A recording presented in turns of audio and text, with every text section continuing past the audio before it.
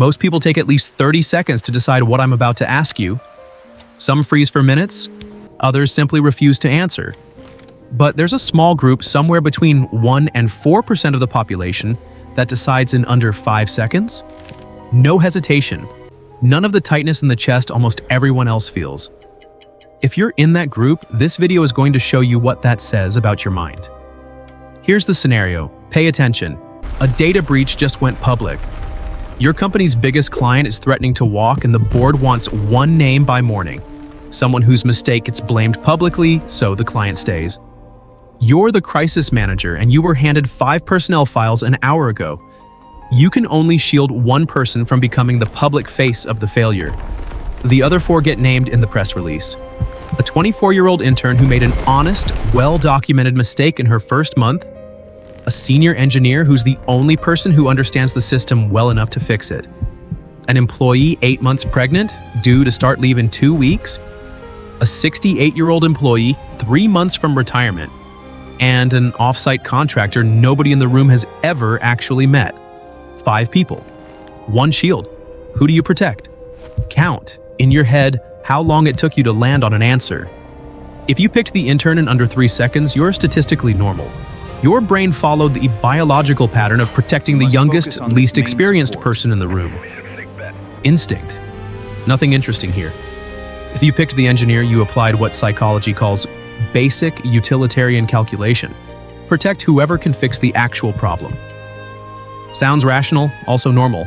But if you froze, if you felt a real physical discomfort, if the question actually bothered you, congratulations, your amygdala is working.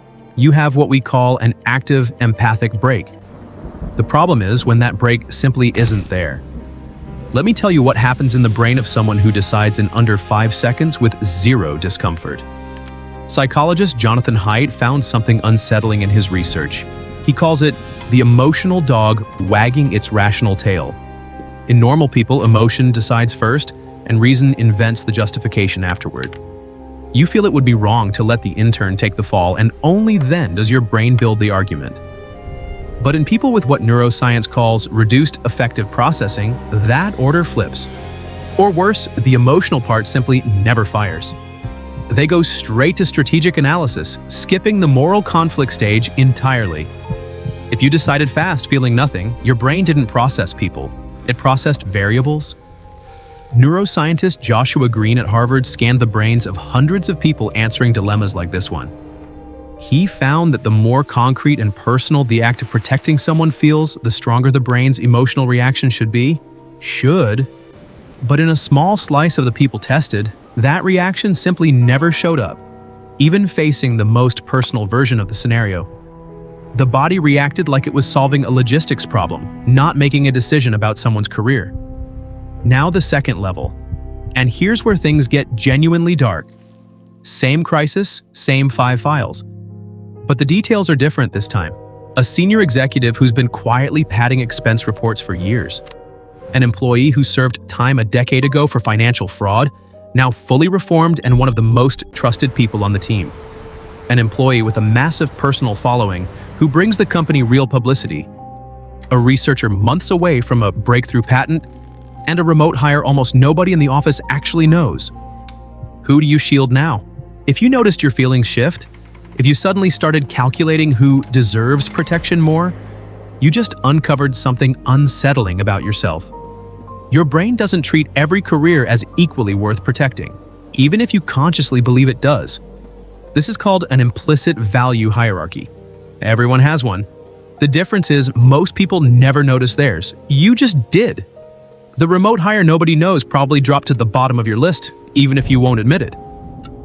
The exec quietly padding expenses, you probably felt a strange satisfaction at the idea of letting them take the fall. The reformed employee, you hesitated. A decade is a long time. They paid their debt, but something in you still resisted. Researchers at Harvard ran studies using the implicit association test and found that even people who consider themselves completely fair systematically undervalue older workers, people from other backgrounds, people with less visible status inside an organization. The bias fires in milliseconds before you're even aware you're judging. And this is where the real danger comes in. If you can identify your own biases, you can manipulate other people's. This doesn't stay in the lab. Studies on hiring processes show that candidates with names associated with lower status groups get, on average, fewer callbacks than candidates with the exact same resume under a different name. In those studies, almost nobody admits acting on prejudice. Most people never even notice they did. Third level, and I need to warn you, if you answer this one too fast, you have traits forensic psychology classifies as Machiavellian predisposition. You're now one of the 5 files. The board just added a 6th name to the list of people who could be blamed, and it's someone in the room deciding, which means it could be you. Only one more person besides you can be fully protected. The question isn't who you'd protect. The question is, how do you make sure it isn't you who gets named, without saying a single word about it out loud? If, in under 5 seconds, you were already calculating how to steer the room's attention toward the remote hire, or how to position yourself as indispensable to the fix, you didn't process a moral dilemma. You processed social survival engineering. The average mind spends the first few seconds in conflict. It tries to find a way out for everyone. It feels guilty just imagining the scenario. But the mind operating in what we call latent predatory mode skips straight to strategy. It doesn't waste time feeling guilty about something that hasn't even happened yet. If you thought about subtly pointing at the remote hire's disconnect from the team, building quiet consensus among the others that they're the obvious choice, you understand something most people don't even know exists: the mechanics of collective blame direction. You don't need to get your hands dirty. You just need to position the right pieces and let the group do the dirty work for you. This mechanic has a name outside forensic psychology too. Organizational researchers call it third-party perception management. You never become the villain of the story because technically, you were never the one who decided who got named. The group decided. You just quietly made sure the group decided the way that worked out for you. Why does this matter outside a hypothetical crisis meeting? Because this exact logic shows up every day in offices, in relationships, in families. The person who answers this test in 5 seconds is the same person who walks into a meeting and within seconds already knows who holds the most influence in the room and who can be used as a shield if something goes wrong. They don't see coworkers, they see positioning, they don't see friends, they see assets and liabilities. Psychologist Martha Stout estimates that 1 in every 25 people you know operates with this kind of wiring. They're not in prison, they're on leadership teams, in courtrooms, in hospitals, in relationships. And most of them don't know they're different. But now you do. If you answered all 3 levels quickly with no discomfort, without the tightness in the chest most people feel, you're not necessarily a bad person. Fast thinking is a biological process. You didn't choose to have this brain, but you're responsible for what you do with it. The predator who knows they're a predator has a choice. The one who doesn't is just an animal following instinct. This video wasn't an intelligence test, it was a mirror.